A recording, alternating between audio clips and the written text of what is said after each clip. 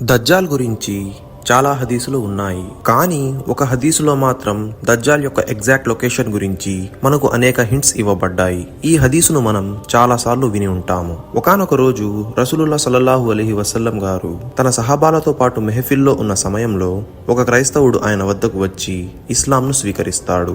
ఆ తరువాత ఆ వ్యక్తి తన గురించి వివరిస్తూ ఇలా చెప్తాడు: నేను మరియు మరికొందరు మిత్రులు కలిసి అరబ్ ప్రాంతం నుండి తూర్పు వైపునకు ప్రయాణాన్ని ప్రారంభించాము.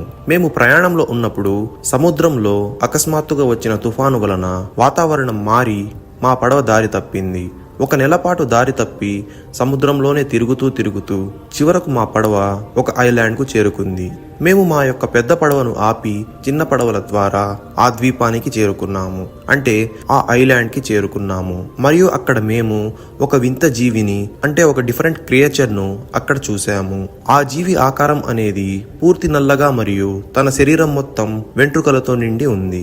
మేము ఆ జీవిని అడిగాము తన పేరు ఏమిటి అని. దానికి బదులుగా ఆ జీవి తన పేరు జసాసా అని మాకు తెలిపింది.